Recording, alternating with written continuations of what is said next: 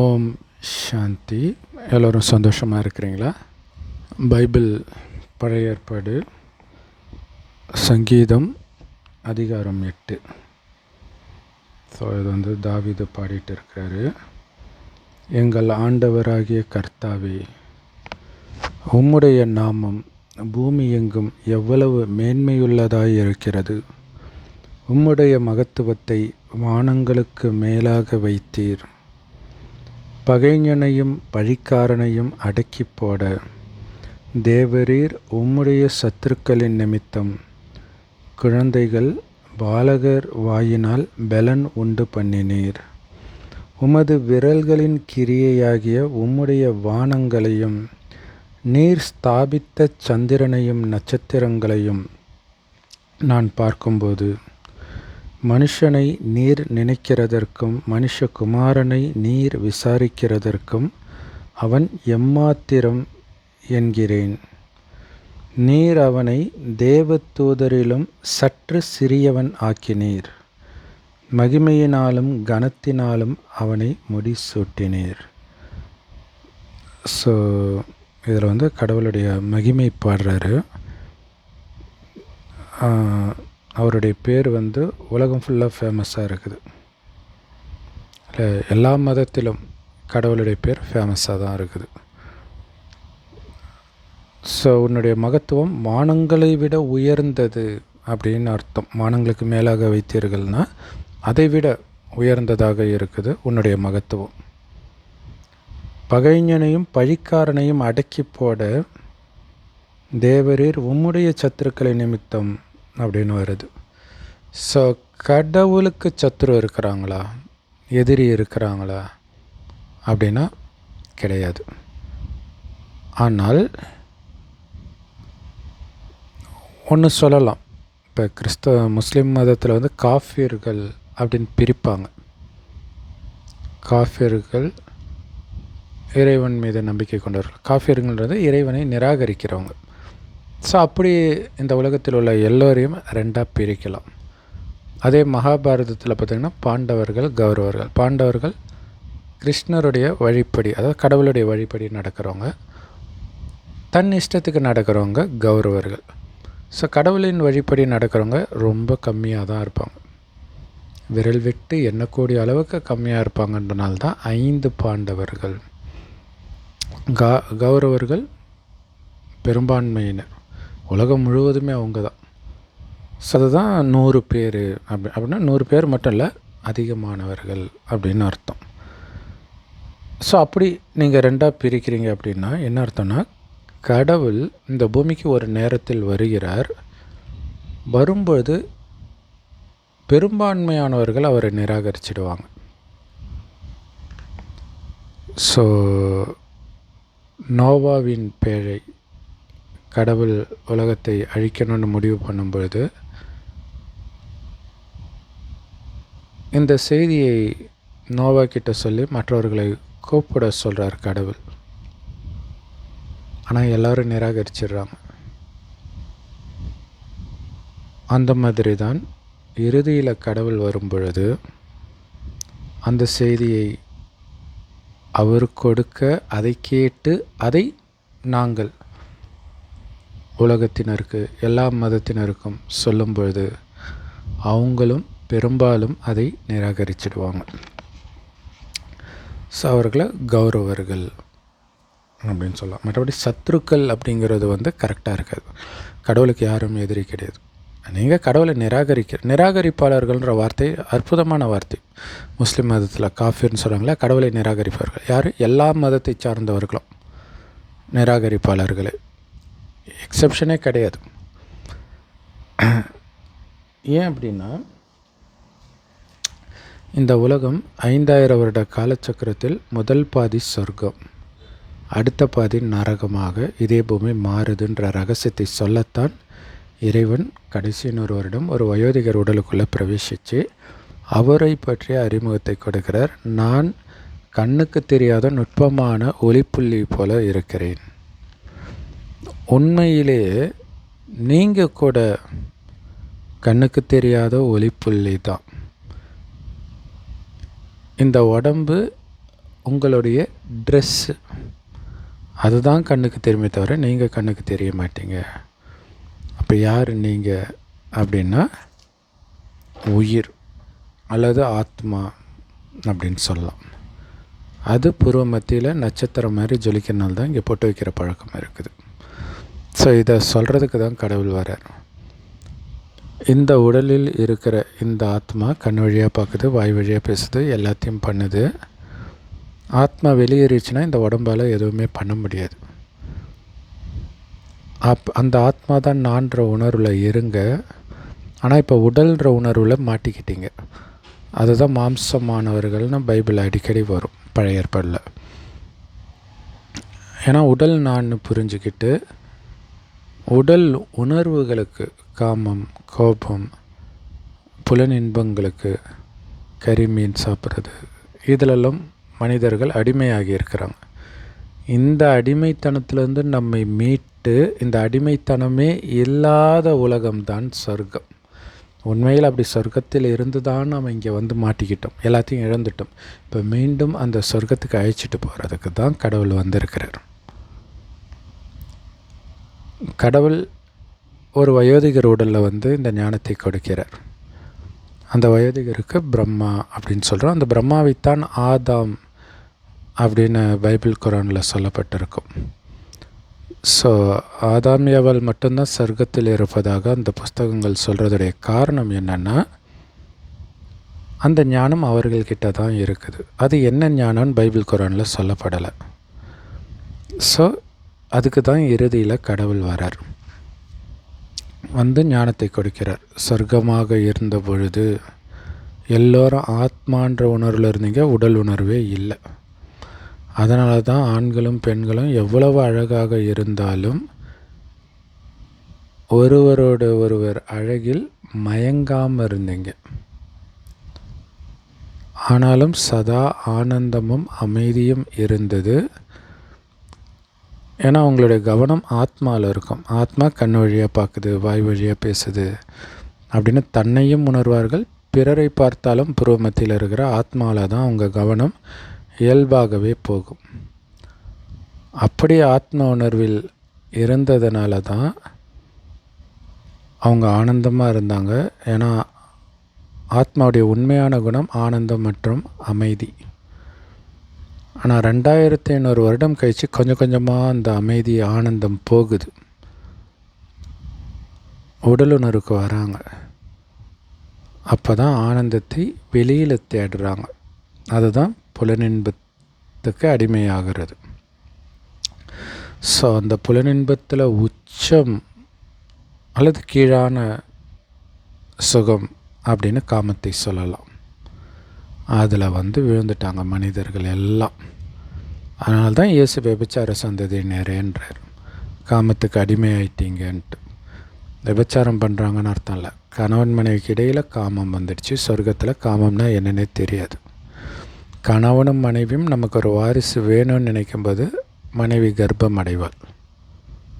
அவ்வளோ பரிசுத்தமாக ஆண்களும் பெண்களும் அங்கே இருந்ததுனால தான் சொர்க்கத்தில் வாழ்ந்த 33 கோடி தேவதைகளை தெய்வங்கள்னு இந்துக்கள் இன்னைய வரைக்கும் கோயில் கட்டி கும்பிட்றாங்க. காரணம், கடவுளுக்கு ஈக்குவலாக அவங்க பரிசுத்தமாக இருந்ததுனால. இப்போ எங்கே போயிட்டாங்க? எங்கேயும் போல் மறுஜென்மம் எடுத்து இதே பூமி நரகமாகும்பொழுது இந்துக்கள்னு சொல்லிக்கிறாங்க. அதுக்கப்புறம் அவங்க மூலமாக மற்ற மதங்கள், இப்போ நம்ம பார்க்குற கிறிஸ்தவ மதம், இஸ்லாமிய மதம், சீக்கிய மதம், புத்த மதம், உலகத்தில் எல்லா மதமும் படிப்படியாக வருது நரகத்தில். ஏன்னா உடலுணர்வில் வந்தோடனே பாவம் செய்ய ஆரம்பிக்கிறாங்க. ஸோ பாவம் செய்ய ஆரம்பிச்சிட்டாலே அது நரகம். அந்த பாவத்திலேருந்து விடுவிக்கிற வழி மதங்களுக்கு தெரியாது. அது ஒரு மதத்தை உருவாக்குது. சொர்க்கத்தில் வாழ்ந்த தேவதைகள் அவங்க கீழான நிலைக்கு வந்துட்டாங்க. அப்புறம் மற்ற மதங்களும் வருது. ஆனால் இந்த மதத்தை சார்ந்தவர்கள் சொர்க்கத்துக்கே வராதவர்கள். அதேமாரி தான் அடுத்தடுத்த மதம் எல்லாமே வருது. அது எல்லாமே நரகத்தில் வாழ்வதற்கான வழி போதிக்குது. கிறிஸ்தவர்கள்னால் இப்படி இருக்கணும், முஸ்லீம்கள்னால் இப்படி இருக்கணும், சீக்கியர்கள்னால் இப்படி இருக்கணும். சீக்கியர்கள் புத்த மதத்தினர், கிறிஸ்தவர்கள், முஸ்லீம்கள் எங்கே இருக்கிறாங்க? இங்கே தான் இருக்கிறாங்க. சொர்க்கத்தில் எந்த மதமும் இருக்காது அப்படிங்கிற ரகசியத்தை இப்போ சொல்லி மீண்டும் அதுக்கு தகுதி அடையணும்னா சொர்க்கத்தில் எப்படி காமம், கோபம், பற்று, பேராசை, அகங்காரம்னா என்னென்னே தெரியாமல் இருந்தீங்களோ அதே மாதிரி நீங்கள் மாறுங்க. ஆனால் அந்த சக்தி உங்களுக்கு இல்லை. அந்த சக்தி இருக்கணும்னா மறுபடியும் உங்களை ஆத்மான்னு உணர்ந்து பரமாத்மாவுடைய நினைவில் இருங்க. அந்த கடவுளைத்தான் பரமபிதான்னு கிறிஸ்தவர்களும், சிவபெருமானு இந்துக்களும், அல்லான்னு முஸ்லீம்களும் சொல்கிறாங்க. கடவுள் ஒருவரே. இந்து மதத்தில் அத்தனை தெய்வங்கள் இருந்தாலும் சிவனுக்கு மட்டும்தான் லிங்க ரூபத்தில் பூஜை பண்ணுறாங்க. நுட்பமான ஒளிப்புள்ளியாக இருக்கிறத பூஜை பண்ணுறதுக்கு வசதியாக கொஞ்சம் பெருசாக்கி வச்சுட்டாங்க. அது மேல் பகுதி. சிவலிங்கத்துடைய கீழ்ப்பகுதி எதுனா, சிவன் ஒரு வயோதிகர் உடம்பில் வராருன்னு சொல்கிறோம் இல்லையா, அவருக்கு பிரம்மான்னு பேர் வைக்கிறார். அவர் உடம்பில் வர்றது அவர் வாய் வழியாக ஞானத்தை கொடுக்கறதுக்கு. ஸோ சிவலிங்கத்துடைய கீழ்ப்பகுதி பிரம்மாவுடைய வாய். அதனால்தான் அது பேர் கோமுகி, பசுவின் வாய் அப்படின்னு சொல்கிறோம். ஸோ இப்போ நாம் இறைவனை நினைக்கணும். இறைவன் எப்படி இருக்கிறாருன்னு எந்த மதத்திலும் சொல்ல, ஆனால் இறைவனை நினைங்கன்னு சொல்லியிருக்குது. இப்போ இறைவனே வந்தால் தான் அவரை பற்றி தெரியும். அவர் சொல்கிற செம்பு நிறமான ஒளி உலகத்தில் நட்சத்திரம் மாதிரி நான் இருக்கிறேன். ஆத்மாக்களாக நீங்கள் எல்லோரும் அங்கேருந்து தான் வந்தீங்க. இப்போ எல்லோரும் திரும்ப மேலே போகணும். அழைச்சிட்டு போகிறதுக்கு தான் கடவுள் வந்திருக்கிறார். ஒன்றும் இல்லை, ஆத்மான்னு ஒன்று வந்து பரமாத்மாவை நினைவு பண்ணிக்கிட்டே இருக்கணும். எந்த காரியம் செய்தாலும் 24 மணி நேரமும். ஏன்னா 2500 வருடம் இந்த நரகத்தில் உடலுணர்வில் அவ்வளோ பாவம் செஞ்சுருக்கிறோம். கொஞ்சம் கொஞ்சம் தண்டனை கிடைத்தாலும் நாம் செய்த பாவத்தோடு ஒப்பிடும்போது தண்டனை ரொம்ப கம்மியாக தான் அடைஞ்சிருக்கிறோம். ஸோ உங்கள் பாவத்திற்கேற்ற தண்டனை வருது. அதிலிருந்து உங்களை காப்பாற்றத்தான் கடவுள் வந்திருக்கிறார். தண்டனை கொடுப்பது கடவுளின் வேலை இல்லை, தண்டனையிலிருந்து காப்பாற்றுறது கடவுளின் வேலை. எந்த குணத்தினால் உந்தப்பட்டு பாவம் செய்தீர்களோ அந்த குணமே இல்லாத மாதிரி அழிச்சிடுங்கன்றார். காமம், கோபம், பற்று, பேராசை, அகங்காரம், இதனால் உந்தப்பட்டு தான் நிறைய பாவம் செஞ்சீங்க. இதையெல்லாம் அழிக்கணும் அப்படின்னா உடம்புன்றதை மறந்து ஆத்மான நிலைத்தால் போதும். ஒரு ஒளிப்புள்ளி இன்னொரு ஒளிப்புள்ளியை பார்க்கும்போது எப்படி காமம் வரும்? ஒளிப்புள்ளி இன்னொரு ஒளிப்புள்ளியை பார்த்து பற்று வருமா என்ன? இன்னொன்று, இறைவனை நினைக்க நினைக்க ஆத்மா பலமாகும். சொர்க்கத்தில் ஆத்மா பலமாக இருந்ததுனால தான் காமம், கோபம் போன்ற எண்ணங்கள் உருவாகலை. ஏன்னா ஆத்மாவில் தான் மனம், புத்தி இருக்குது. இப்போ ஆத்மா பலகீனமாக இருக்கிறதுனால தான் அழகான பெண் இல்லை, சின்ன குழந்தைய பார்த்தாலும் 80 வயது பாட்டியை பார்த்தாலும் காம உணர்வு வருவது மட்டுமில்லை, பாலியல் குற்றங்கள், கற்பழிப்பு போன்றவைகள் எல்லாம் ஒரு சிலர் பண்ணாலும் எல்லாருடைய ஆத்மாவின் நிலையும் அப்படித்தான் இருக்குதுன்றதை புரிஞ்சுக்கணும். ஸோ இப்போ சொர்க்கத்தில் எல்லா ஆத்மாவும் பலமாக இருக்கும், நரகத்தில் பலகீனமாக இருக்குது. ஆனால் பரலோக ராஜ்யம் சமீபத்தில் இருக்கிறது. ஏன்னா கலியுகம் அழியிறதுக்கு 100 வருடம் முன்பு தான் இறைவன் வரார். அழிந்து முடிந்தவுடன் இந்த பூமி சொர்க்கம் ஆகிடும். இந்த ஞானத்தை தான் 2000 வருடம் முன்பு இயேசு வந்து பரலோக ராஜ்யம் சமீபத்தில் இருக்கிறதுன்னு சொல்கிறாரு. அது இறைவனுடைய ஞானம். இப்போ இறுதியில் கொடுக்குற ஞானம் கிறிஸ்து, ஜிப்ரேல், அதாவது இயேசு கிடையாது, இயேசு உடம்புல ஒரு ஆத்மா வந்துச்சுல பரிசுத்தாவின்றோம், அதெல்லாம் வந்து இப்போ ஞானத்தை எடுக்கும். ஸோ உலகம் அழியும்போது அது மேலே போயிட்டு அந்த மதங்கள் உருவாகும்போது வந்து இப்போ கேட்குற ஞானத்தை இப்போ நாம் சொல்கிறோம். கடவுள் வந்தே 90 வருஷம் முடிஞ்சிச்சு, கடைசி 100 வருஷம்தான் வரார், இன்னும் 10-11 வருஷம்தான் இருக்குது, தோ வந்துருச்சு சொர்க்கன்றோம். இதை அங்கே 2000 வருடம் முன்பு, அதாவது அடுத்த கல்பத்தில் மீண்டும் வருவார். வந்து உலகம் அழிகிறதுக்கு 2000 வருடம் முன்பு சொர்க்கம் வரப்போகுது அப்படின்னு சொல்லுவார். அதை இப்போ உள்ள ஞானம் தப்பான நேரத்தில் சொல்கிறாங்க, அவ்வளோதான். ஸோ இப்போ இந்த ஞானத்தை கேட்குறோம்.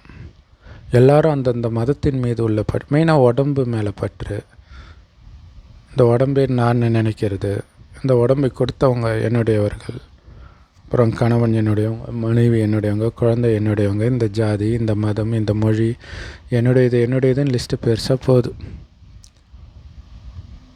இப்போ கடவுளே வந்திருக்கிறாரு, ஆனால் கடவுளை நிராகரிச்சிடுவாங்க, எங்களுக்கு எங்கள் மதமே போதுன்ட்டு. ஆனால் எல்லா மதமும் நரகத்தில் தானே வருது. சொர்க்கத்துக்கு போகிற பாதை, சொர்க்கத்தில் சிங்கமும் பசுவும் தண்ணி குடிக்கணுன்ட்டு பைபிள் குரான்லே இருக்குது. ஒன்றா தண்ணி குடிக்கணும் அப்படின்னா என்ன அர்த்தம்? அது கூட விலங்கு சாப்பிடாது, தாவரத்தை தான் சாப்பிடும். அதுவும் பைபிள் குரானில் இருக்குது. ஸோ அவ்வளோ மோசமான குணம் கொண்ட சிங்கம் புலியே அங்கே அவ்வளவு தன்மையாக பண்பாக இருக்குதுன்னா மனிதர்கள் எப்படி இருப்பாங்க? அங்கே போய் கறிமீன் சாப்பிடுவாங்களா? அப்போ அதையெல்லாம் விடணும்னு எந்த மதமும் சொல்லலையே, எப்படி சொர்க்கத்துக்கு வருவாங்க? சின்ன விஷயமே சொல்லலையே. காமத்தை கூட விட்டுருங்க, அது தெரியாது யாருக்கும், இல்லையா? ஏன்னா சொர்க்கத்தில் காமமும் இருக்காது. அப்போ இங்கேயே நீங்கள் காமத்தை விடணும். ஏன்னா உங்களுடைய குணம் தான் ஆத்மார்த்த ஜென்மத்துக்கு எடுத்துகிட்டு போகும். இப்போவே காமம்னா என்னன்னே தெரியாத மனநிலையை அடைந்தவர்கள் மட்டுமே அங்கே வரும்போது தான் அங்கே அழகானவர்களை பார்த்தாலும் காமம் இல்லாமல் இருக்கும். இல்லாட்டினா சொர்க்கத்தை நரகமாக்கிட மாட்டாங்க ஒரே நாளில். ஸோ அப்போ இறைவனை நிராகரிக்கிறாங்களே, அது சத்ருக்கள்னு போட்டிருக்குது. சத்ருக்கள்னு சொல்லக்கூடாது, தப்பு. இது கடவுளுக்கு யாரும் எதிரியும் கிடையாது. கடவுளுடைய குழந்தைகளாகிய நமக்கும் யாரும் எதிரி கிடையாது. ஸோ கடவுளுக்கு எல்லாரும் குழந்தை தான். ஆனால் கடவுள் சொல்கிறத யார் கேட்குறாங்களோ அவங்க தானே முதல் குழந்தை. ஸோ அந்த குழந்தை தான் பிரம்மா வழியாக கடவுள் பேசுகிற ஞானத்தை கேட்குற பிரம்மா குமார் குமாரிகள், கடவுளுடைய நேரடி குழந்தையாக மாறும். ஸோ இது வரைக்கும் தவறான வழியில் தான் எல்லாருமே இருக்கிறோம். இப்போ தான் இறைவனுடையவராக மாறும். இதெல்லாம் கடைசியில் நடக்கிற விஷயம். அப்போ பகைவரையும் பழிக்காரனையும் அடக்கி போட தேவரீர் உம்முடைய சத்துருக்களை நிமித்தம் குழந்தைகள் பாலகர் வாயினால் பலன் உண்டு பண்ணினீர். இதில் நெகட்டிவாக கொடுத்துருக்குறாங்க இல்லையா? எதிரியும் பழிகாரனையும் அடக்கி போடும் ஆண்டவரே அப்படின்வாங்க இல்லையா? கடவுள் என்ன உங்களுக்கு அடியாளா?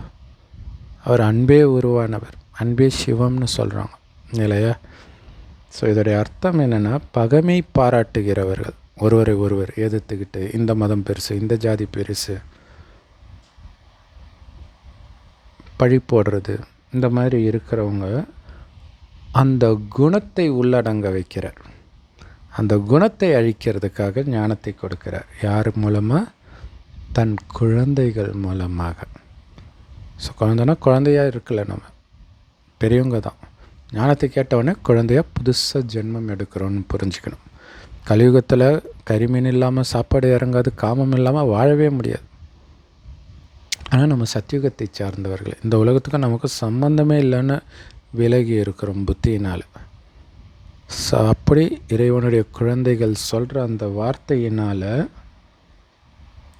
பலன் உண்டு பண்ணினீர். அந்த பலன் தான் என்ன? பகைமை போய் அங்கே அன்பு வந்துடுச்சு, பழி போய் அங்கே கருணை வந்துடுச்சு. உமது விரல்களின் கிரியையாகிய உம்முடைய வானங்களையும் ஸ்தாபித்த சந்திரனையும் நட்சத்திரங்களையும் நான் பார்க்கும்போது மனுஷனை நீ நினைக்கிறதற்கு, மனுஷகுமாரனை நீ விசாரிக்கிறதற்கும் அவன் எம்மாத்திரம். இது யோபு அதிகாரத்திலையும் வரும். ஏன்னா அவங்க அப்படி நினச்சிக்கிறாங்க, வானத்தையும் பூமியும் எல்லாத்தையும் கடவுள் தானே படைத்தார், எவ்வளோ பெரிய படைப்பு, அதில் நம்மளும் ஏமாத்துறோம்.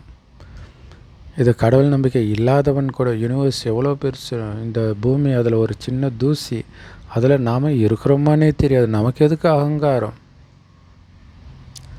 கேட்க நல்லா இருக்குது, ஆனால் அது உண்மை கிடையாது. இந்த பூமியை கடவுள் படைக்கலை, எப்போவுமே இருக்குது. எதை பார்த்தாலும் அதை ஒருத்தர் உருவாக்கி இருப்பார்னா அப்போ கடவுளை யார் உருவாக்குனார்னு வந்துடுறது. அதனால தான் நாஸ்திகர்கள் மனிதர்கள் உருவாக்குனாங்கன்னு சொல்லிட்டாங்க. ஆத்மா எப்போவுமே இருக்கும், பரமாத்மா கடவுளும் எப்போவும் இருப்பார், பூமியும் எப்பயும் இருக்கும்.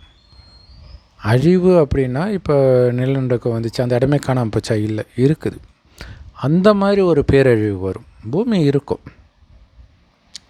பூமி மேலே இருக்கிறவங்க தான் உடலை விட்டு ஆத்மா எங்கேருந்து வந்துச்சோ அங்கேயே போயிடும். ஏன்னா இங்கேருந்து தான் ஆத்மா வருது சொர்க்கத்துக்கு. அங்கே பாவம் செய்யலை, சொர்க்கத்தில் சுகமாக இருந்தோம். நரகத்தில் பாவம் செய்கிறோம். அது கடைசியில் உலகம் அழிஞ்சாகணும். எதுக்குன்னா மீண்டும் இந்த பூமி சொர்க்கமாக்கிறதுக்காக. ஸோ இப்போ இறைவன் என்ன பண்ணுறார் அப்படின்னா, உங்களுடைய குணத்தை மாற்றுறார். ஆத்மான்னு வந்து ஒருவர் ஆத்மான்னு பாரு. பரமாத்மாவாகி என்னை நினைவு பண்ண உனக்குள்ள அன்பு, அமைதி, ஆனந்தம், இந்த தெய்வீக குணம் நிரம்பும். காமம், கோபம், பற்று, பேராசை, அகங்காரம் போன்ற அசுர குணம் அழியும் அப்படின்னு நம்மை புது மனிதனாக மாற்றுறார். இப்போ நம்மளுடைய அந்த எண்ணங்கள், குணங்கள் இதெல்லாம் வாயு மண்டலத்தையே மாற்றும், வைப்ரேஷன் மாற்றும். ஸோ அது சொர்க்கத்தை உருவாக்கும். நரகம் அழிந்தால் தானே சொர்க்கம் உருவாக்கும். நாம் சொர்க்கத்தின் வாயுமண்டலத்தை உருவாக்க இந்த கலியுக நரகம் அழியவும் செய்யும். மற்றபடி வானம், பூமி, நட்சத்திரம், சூரியன் எல்லாம் எப்போவுமே தான் இருக்கும். அதுக்கும் கடவுளுக்கும் சம்பந்தம் கிடையாது. ஆனால் கடவுள் கடைசி 100 வருடம் பிரம்மா வாய் வழியாக ஞானம் கொடுக்குறார் இல்லையா, அதை முரளின்னு சொல்லுவோம். எல்லா பிரம்மகுமாரிகள் ராஜயோக தியான நிலையத்திலும் முற்றிலும் இலவசமாக கிடைக்குது. யூடியூப் வெப்சைட்ஸில் இருக்க அதோட லிங்க் இந்த வீடியோக்கு டிஸ்கிரிப்ஷனில் கொடுக்குறோம், அவசியம் பாருங்கள். அப்போ அந்த முரளியில் கடவுள் பயன்படுத்துகிற வார்த்தை இங்கே வருது. என்ன அப்படின்னா, நீர் ஸ்தாபித்த சந்திரனையும் நட்சத்திரங்களையும் ஸ்தாபனை செய்த. ஸ்தாபனைன்றதை ஒன்று இயக்கத்தை சொல்லுவோம் அல்லது மதத்தை சொல்லுவோம். நிலாவையாக சொல்லுவோம் ஸ்தாபித்தன்ட்டு. ஆனால் இங்கே சந்திரன் நட்சத்திரன்றது இப்போ இறைவன் சொல்கிறார், நீங்கள் உடம்பு கிடையாது, நட்சத்திரம் மாதிரி இருக்கிற ஆத்மா. ஸோ அந்த நட்சத்திரங்களை, ஆத்மாக்களை, உன்னுடைய குழந்தைகளை பார்க்கும் பொழுது, அடுத்தது சந்திரனை, சூரியனை எல்லாம் பார்க்கும் பொழுது அப்படின்னா, இது 5000 வருட காலச்சக்கரத்தை 4ஆக பிரித்தால் சத்யுகம், திரேதாயுகம், துவாபரயுக, கலியுகம். சத்யுக, திரேதாயுகம் 2 சொர்க்கம். இதில் சத்யுகம் தான் 100% சொர்க்கம். இது பாதி சொர்க்கம், கொஞ்சம் சுகமெல்லாம் குறைஞ்சிடும். ஆனால் துக்கம் இருக்காது, அதனால் சொர்க்கம் தான். இந்த சத்யுகத்தில் இருக்கிறவங்கள சூரிய வம்சத்தினர்னு கடவுள் சொல்வார். திரேதாயுகத்தை சார்ந்தவர்களை சந்திர வம்சத்தினர்னு சொல்லுவாங்க. ஏன்னா சந்திரன் தேயும், சூரியன் தேயாது இல்லையா. அப்போ இறைவனுடைய சக்தியை முழுசாக நிரப்பிட்டு ஃபுல் ஆத்மனரில் இருக்கனால அது சூரிய வம்சம். கொஞ்சம் அந்த சக்தி குறையிறதுனால அது சந்திர வம்சம். ஸோ இந்த சந்திரனைத்தான் இங்கே சந்திரனையும் நட்சத்திரங்களையும் பார்க்கும் பொழுது, மனுஷனை நீ நினைக்கிறதற்கு, மனுஷகுமாரனை நீ விசாரிக்கிறதுக்கு அவன் எம்மாத்திரம் அப்படின்னு இருக்குது. ஆக்சுவலாக இயேசுவையே மனுஷகுமாரன் தானே சொல்லுவாங்க இல்லையா. அப்போ மனிதனுக்கு பிறந்தவர்னு தான் அர்த்தம். ஆனால் நாம் கடவுளுக்கு பிறக்கிறோம்.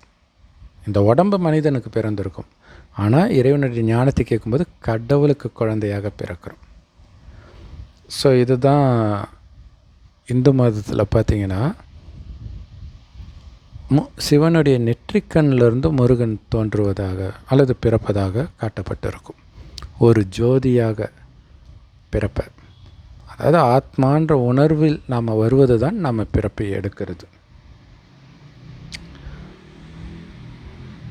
ஸோ அப்போ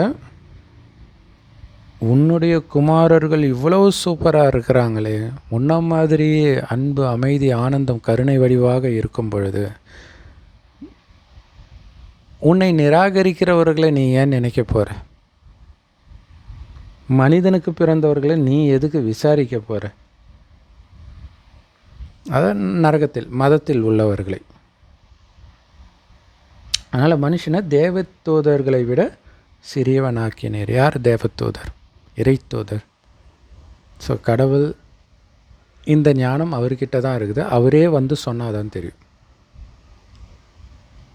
மேலேருந்து யாரையும் சொல்கிறதுக்கெலாம் அனுப்பலை. ஏன்னா கடவுளுக்கு அங்கே வாயும் கிடையாது பேசுகிறதுக்கு, நமக்கு அங்கே காதும் கிடையாது கேட்குறதுக்கு. இறுதியில் வந்து சொல்கிற ஞானத்தை எடுத்துகிட்டு போன ஆத்மா, சில ஆத்மாக்கள் மதத்தை உருவாக்க கொஞ்சம் இறைவனுடைய ஞானத்தை சொல்லும். சரி, அப்போ யார் தேவதூதர்? ஒன்று கடவுள் தான் இறை தூதர், இறைவனும் அவரே இறை தூதர். ஏன்னா தூதர்னா என்ன? போஸ்ட்மேன். அவர் தான் வந்து செய்தியை கொடுக்குறார். அந்த செய்தியை பிறகு நாம் மற்றவர்களுக்கு கொடுக்கறனால நாமளும் இறை தூதர் அப்படின்னு சொல்லலாம். ஏஞ்சல் அப்படின்னு கிறிஸ்தவ மதத்துலேயும், மலக்குகள் அப்படின்னு முஸ்லீம் மதத்துலேயும் சொல்கிறதும் நாம தான். ஸோ அவர்களை விட மனிதர்கள் கீழானவர்கள் தான். மனிதர்கள் தான் அப்படி ஆகிறாங்க, உயர்றோம். ஸோ அதனால தான் பைபிளில் வந்து அந்த தேவர்களில் ஒருத்தன் இப்லீஸ் வந்து கீழே விழுந்துட்டான். இப்போ மேலே இருந்தவர்கள் கீழான நிலைக்கு வந்துட்டாங்கன்னு அர்த்தம். மகிமையினாலும் கனத்தினாலும் அவனை முடிசூட்டினீர். ஸோ மனிதனை கூட நீ அந்த அளவுக்கு உயர்த்துறியே இல்லையா? தேவர்களை விட அவங்க கீழானவர்கள். இறை தூதர்கள்னு சொல்லலாம், தேவர்கள்னு சொல்லலாம். தேவதூதர்கள் தேவர்களாக, இப்போ இறை தூதராக இருக்கிறவங்க தான் சொர்க்கத்தில் தேவதையாக மாறுறாங்க, அதாவது தேவர்களாக. ஸோ அவர்களை விட கீழானவர்களாக மனிதர்கள் இருக்கிறாங்க. பட் அந்த மனிதனை கூட நீ உயர்த்துறியே, ஏன்னா தேவர்களே தான் மனிதர்களாக வராங்க. உம்முடைய கரத்தின் கிரியைகளின் மேல் நீர் அவனுக்கு ஆளுகை தந்து சகலத்தையும் அவனுடைய பாதங்களுக்கு கீழ்ப்படுத்தினீர். ஸோ இப்போ என்ன அப்படின்னா, அங்கேயும் வானம் பூமி இருக்கும் சொர்க்கத்தில், இங்கேயும் இருக்கும். அங்கேயும் சூரியன் சந்திரன் இருக்கும், இங்கேயும் இருக்கும்.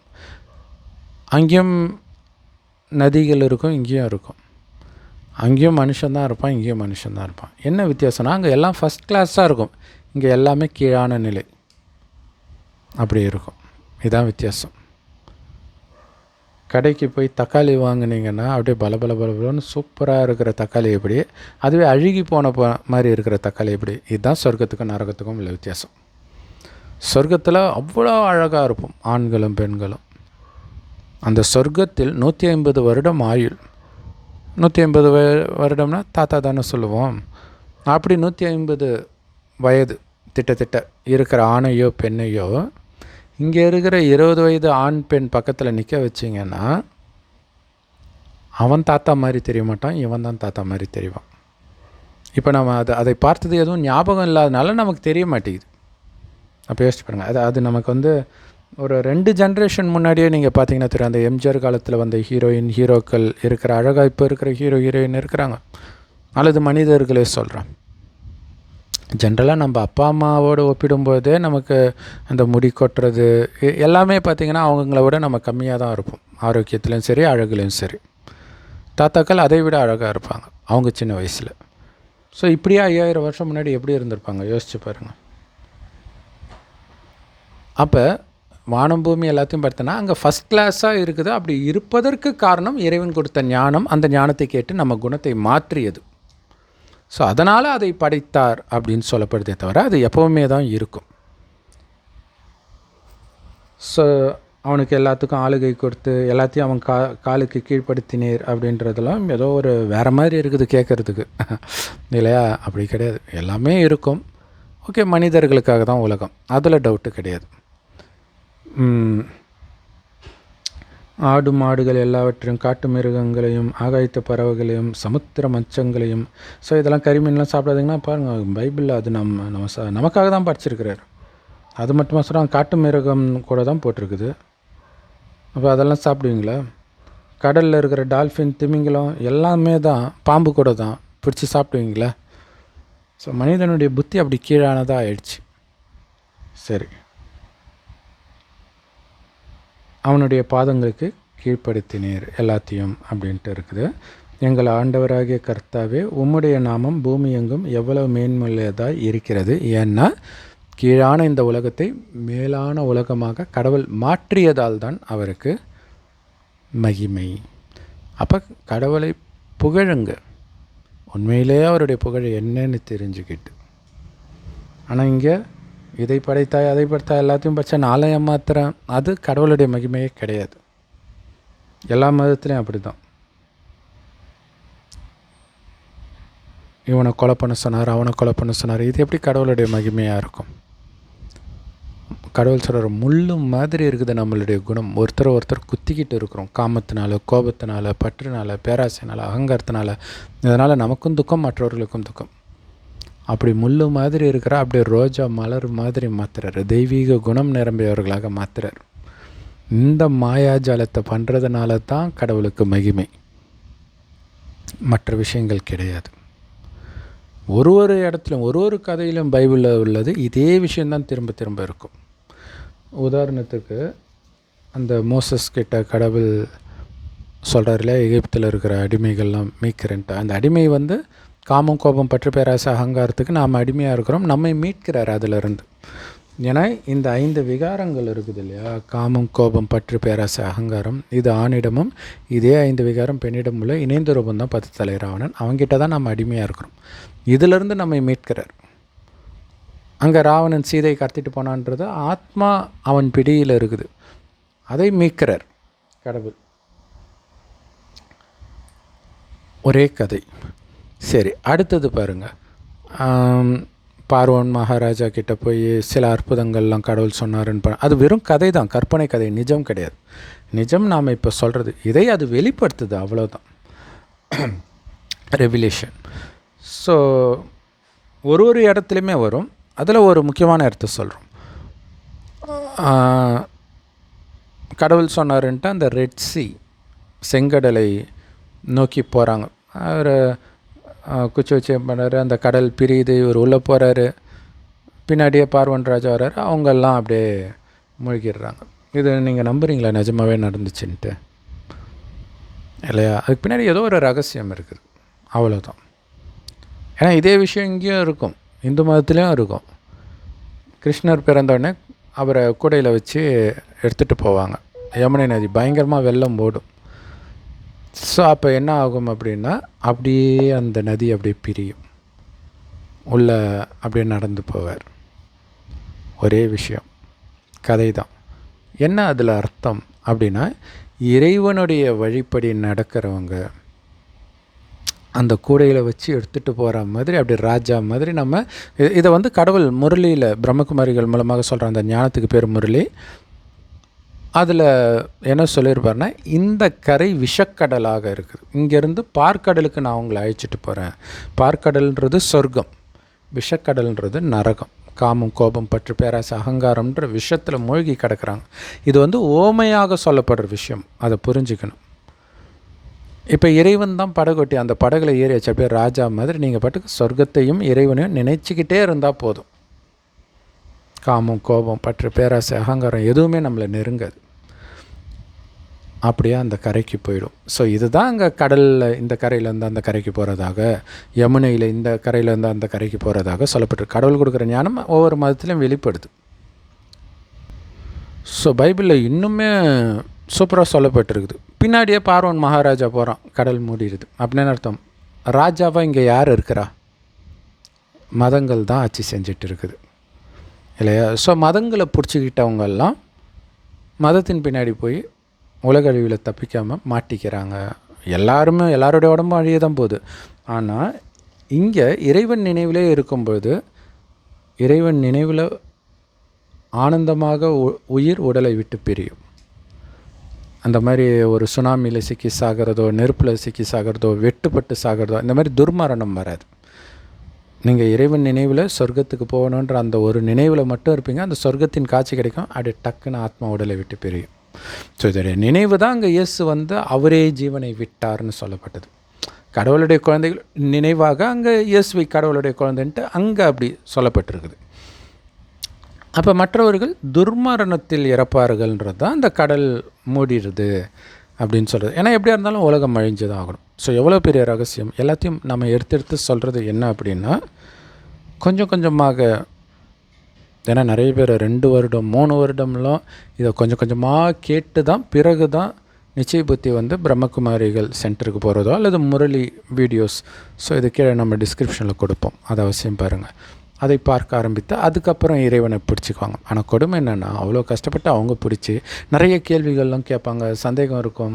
அப்புறம் கொஞ்சம் கொஞ்சமாக அவங்களுடைய புத்தி போட்டு திறந்து அவங்க மற்றவர்கள்கிட்ட சொல்லும்போது அவங்களும் அதே பிரச்சனையை எதிர்கொள்வாங்க, அவங்களும் நிராகரிப்பாங்க.